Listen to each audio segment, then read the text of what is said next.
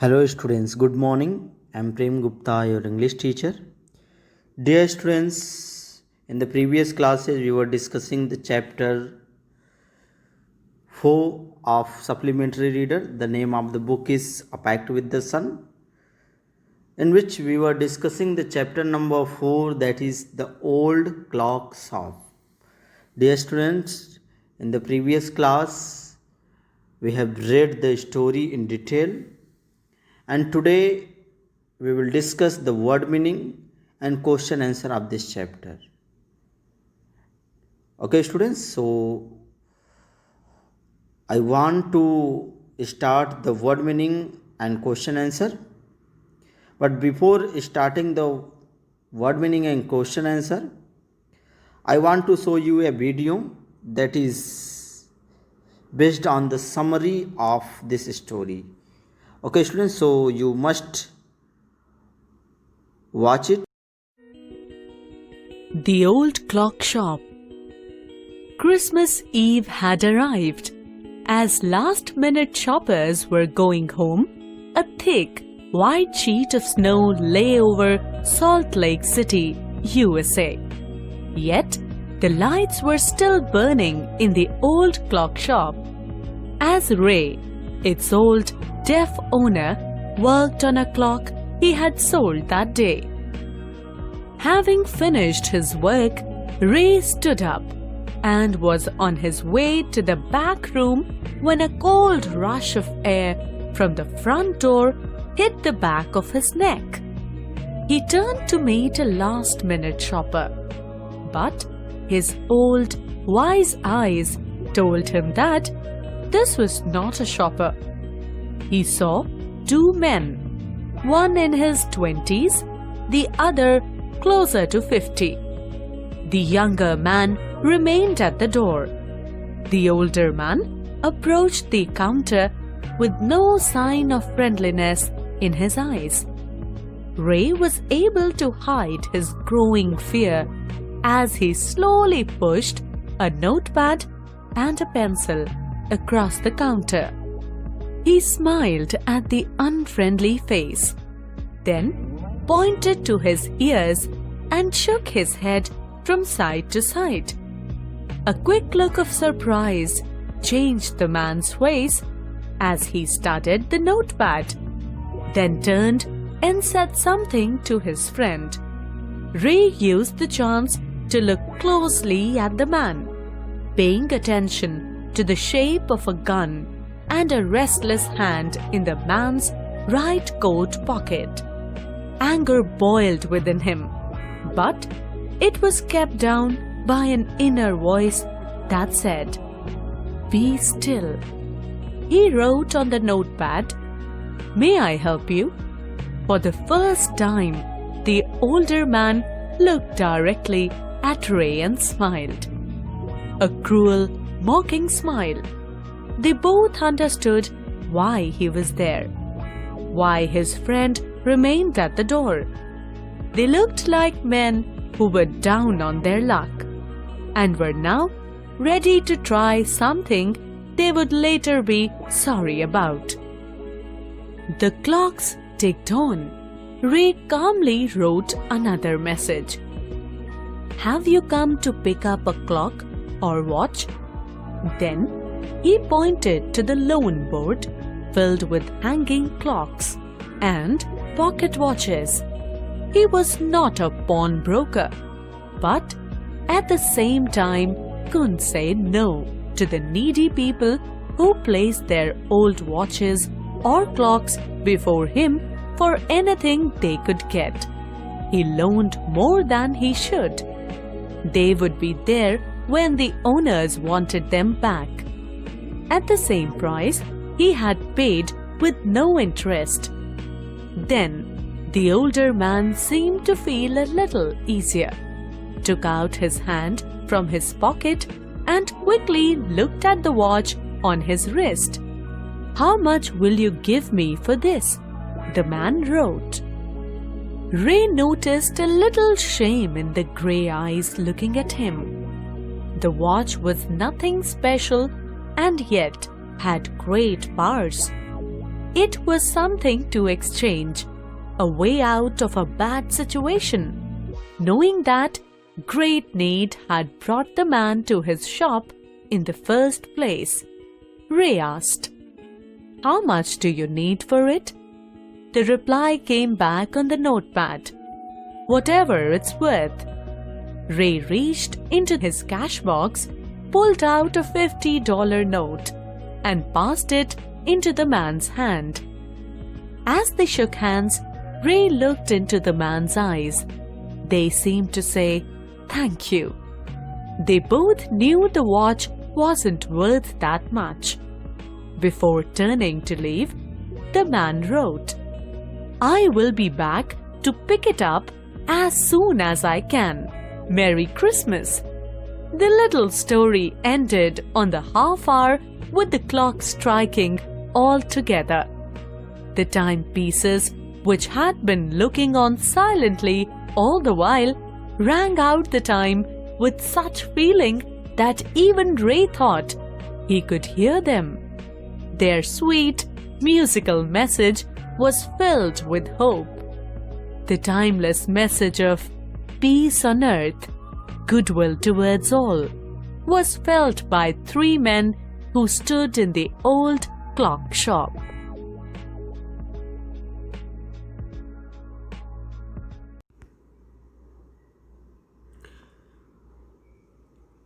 Hello students, I hope that you all have seen the video.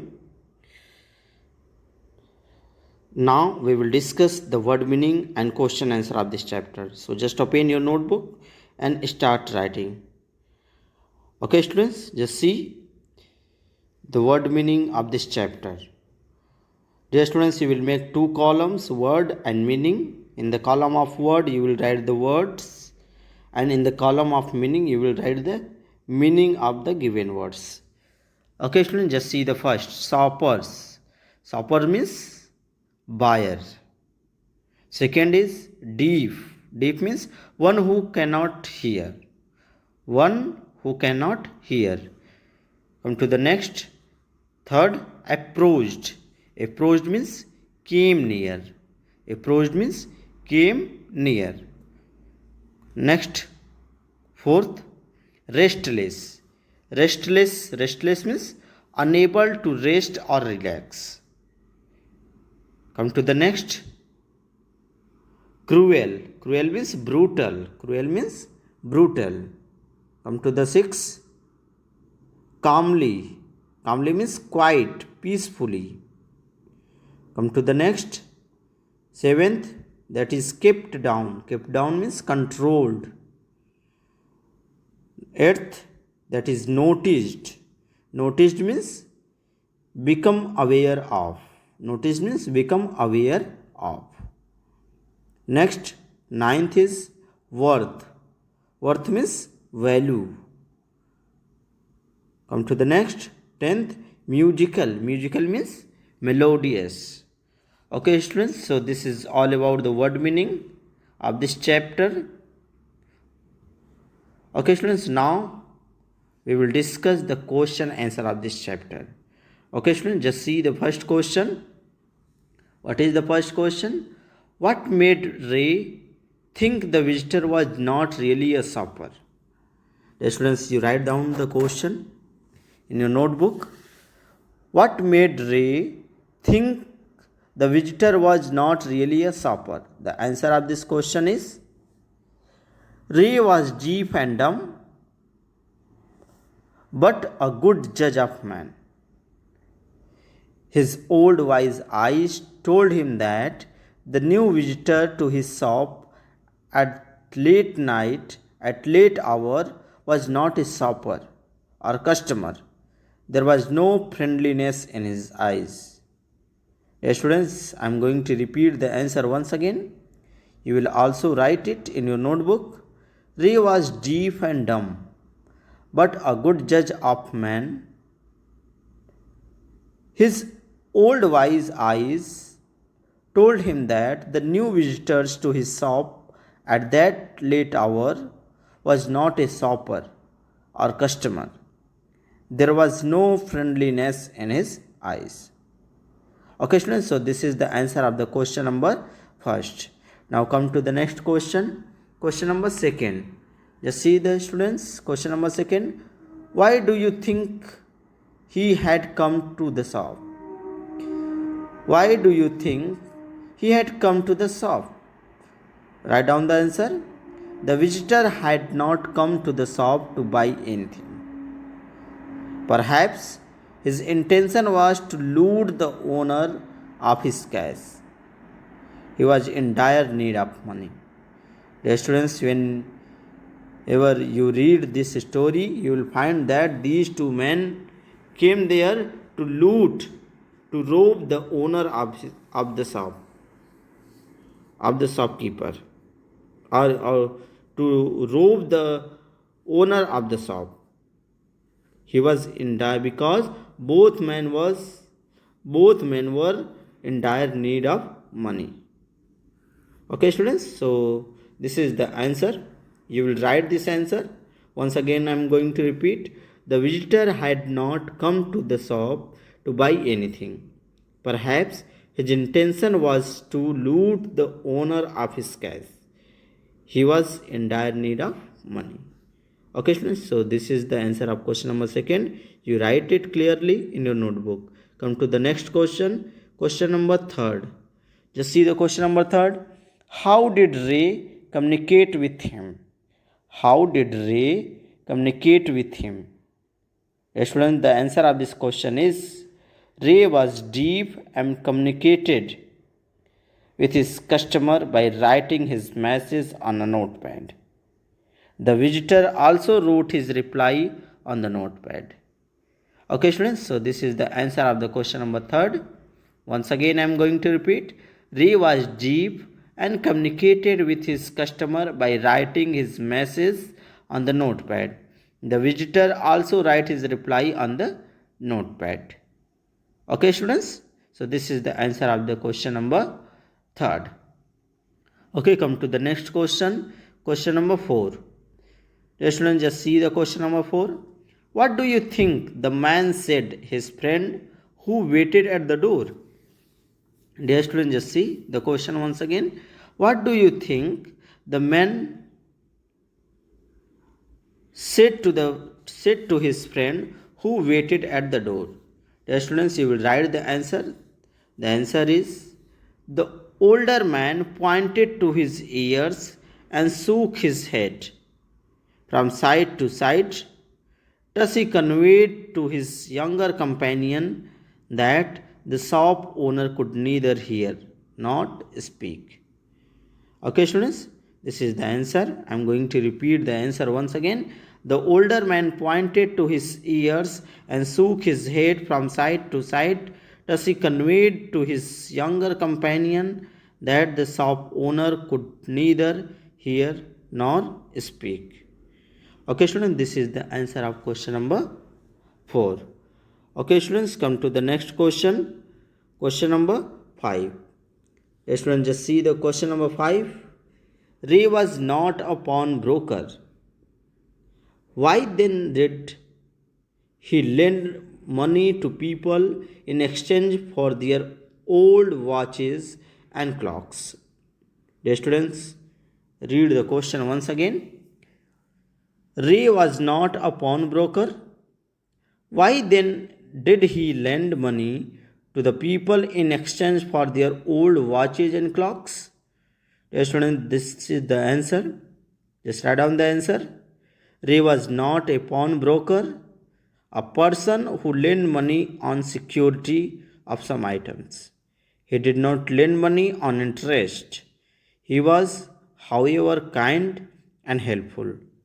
He couldn't say no to the needy people. Yes, students, the answer of this question is once again I am going to repeat. Ray was not a pawnbroker, a person who lent money on security of some items. He did not lend money on interest. He was, however, kind and helpful. He couldn't say no to the needy people. Okay, students, this is the answer of the question number 5. You must write it in your notebook.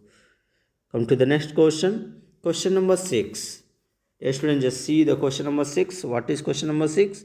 The watch was nothing special and it had great power. In what sense did it have great power? Students, just see the question. What was the watch was nothing special and it had great power. In what sense it have great powers? Students, just see the answer. The watch was just ordinary, but it had the power to pull a person out of bad situation. The older man got the money he needed without hurting Ray. The generous shopkeeper also escaped physical injury. In this sense, the watch had great power. Okay, students, just see the question once again. The watch was just ordinary, but it had the great power to pull a person out of a bad situation. The older man got the money he needed without hurting Ray. The generous shopkeeper also escaped physical injury. In this sense, the watch has had great powers. Okay, students, so this is the answer of the question number 6. Okay, students, come to the next question. Question number 7. Students, just see the question number 7. Do you think the man would ever come back to pick up the watch? Student, the question is, do you think the man would ever come back to pick up the watch? Dear students, you will write the answer. No, it is very unlikely that the older man would ever come back to pick up his watch. He had, after all, got a price higher than the watch was worth for. Dear students, just write down the answer. The answer of the question number 7 is no. It is very unlikely that the older man would ever come back to pick up his watch. He had, after all, got a price higher than the watch was worth for. Okay, students, this is the answer of question number 7. Now come to the next question, question number 8. Okay, students, just see the question number 8. When did the unfriendly face of the visitor turn truly friendly? Students, just see the question. When did the unfriendly face of the visitor turn truly friendly? Students, the answer of the question is the unfriendly face of the visitors turned friendly when he got a $50 note for his ordinary watch. He felt obliged and happy. Okay, students, this is the answer of the question number 8. The unfriendly face of the visitors turned friendly when he got a $50 note for his ordinary watch. He felt obliged and happy. Okay, students, so this is the answer of question number 8. So, students, in this way, we have completed the question answer of this chapter. Dear students, today we have completed the word meaning and question answer of this chapter, the old clock shop. In this way, we have completed this chapter. Dear students, in the next class, we will discuss the grammar portion. Dear students, if you have any kind of doubts in this chapter, in the chapter number 4, the old clock shop, you can ask on WhatsApp. Okay, students, so that's all for today. Thank you.